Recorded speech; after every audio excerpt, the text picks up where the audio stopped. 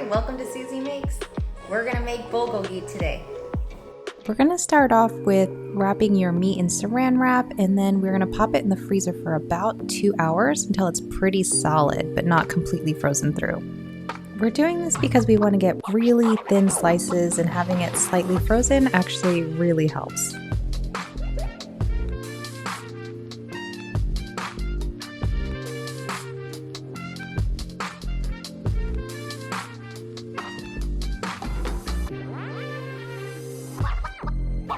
You can see here we're getting it about 2 to 4 millimeters thick, so pretty thin here. Go ahead and toss all of your cut meat into a bowl and we'll set that aside while we make the marinade. The base of the marinade, we're actually going to start off with a sweet white onion, and we'll also use a Korean pear, or an Asian pear also works here. We'll go ahead and quarter it and then skin it, and then also remember to remove any core that might be in here because that is quite bitter and we don't want that. Both of these ingredients make up the majority of the sweetness, but also adds a really delicate flavor that's super important for this recipe. We're also going to add about 3 tablespoons of reduced sodium soy sauce here. In order to still achieve that flavor from the soy sauce, we're going to use this reduced sodium without adding too much salt.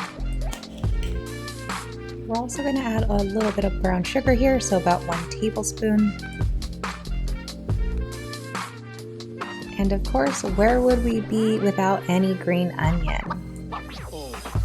Let's toss all of these in the blender. We have our pear and our onions. We'll also add some minced garlic and ginger.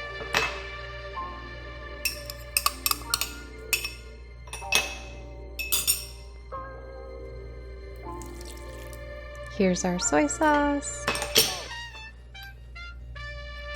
and brown sugar and a big handful of green onion. If you like a little kick to your bulgogi, we're going to add some gochujang here, and that's red pepper paste.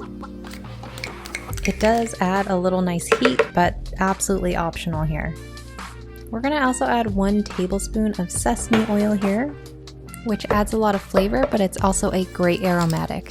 And grind a nice healthy amount of black pepper.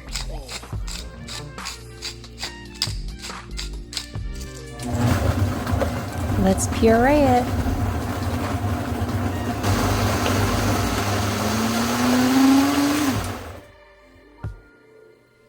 We're going to add the marinade to the meat now, and it may seem like a lot, but it makes an amazing sauce that we'll use to season the vegetables later.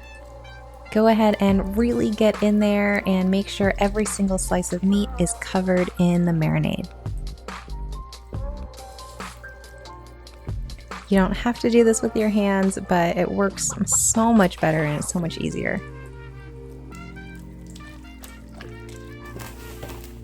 We'll cover it with some saran wrap and let it marinate for 1 or 2 hours. Let's prep the veggies while we wait. Let's peel the carrots and julienne cut them.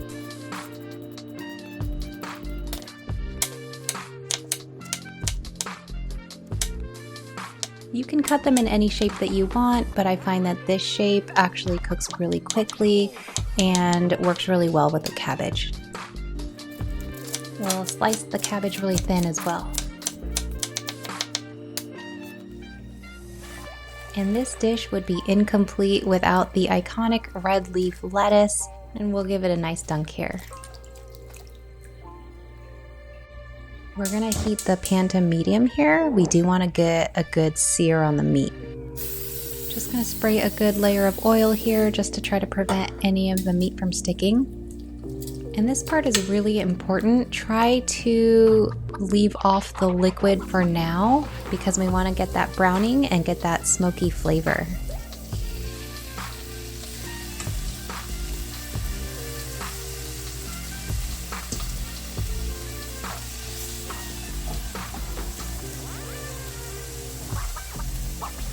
Pieces are pretty thin, so they actually cook up pretty quickly. And try to keep it all on a single layer because we do want to make sure we get that browning.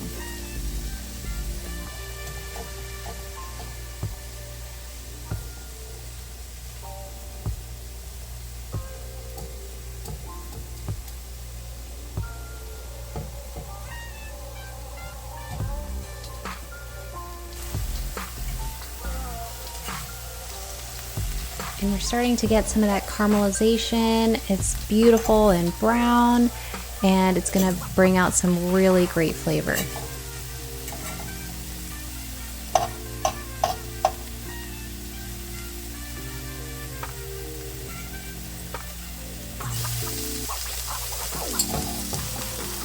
Once we achieve the level of browning that you like, we can actually do the next few batches here and finish up.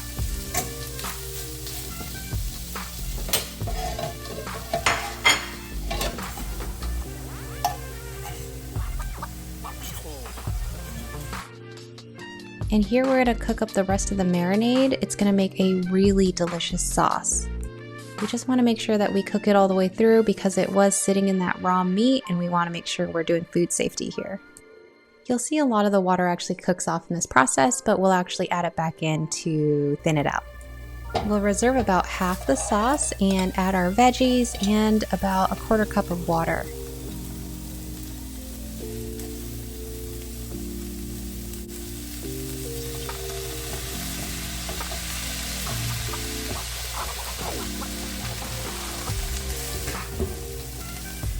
We'll leave this on medium heat and then let it simmer in the sauce and steam the veggies.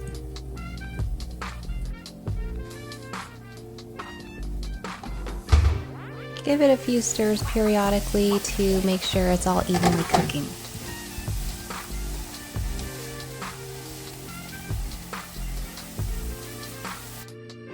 With the other half of the sauce, we can thin it out with some water and then add back the beef and coat.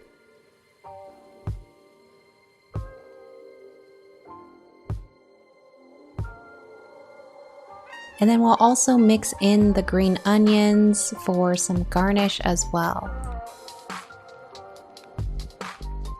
And we're all done. But we can't forget to do our plating here. We'll lay the veggies down as a base and then put the meat on top.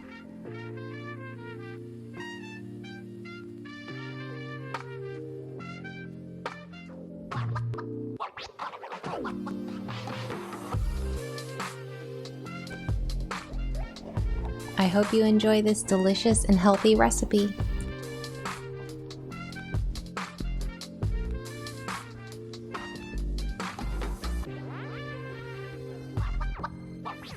Thanks for watching. Hit that like button and subscribe to my channel. See you next time.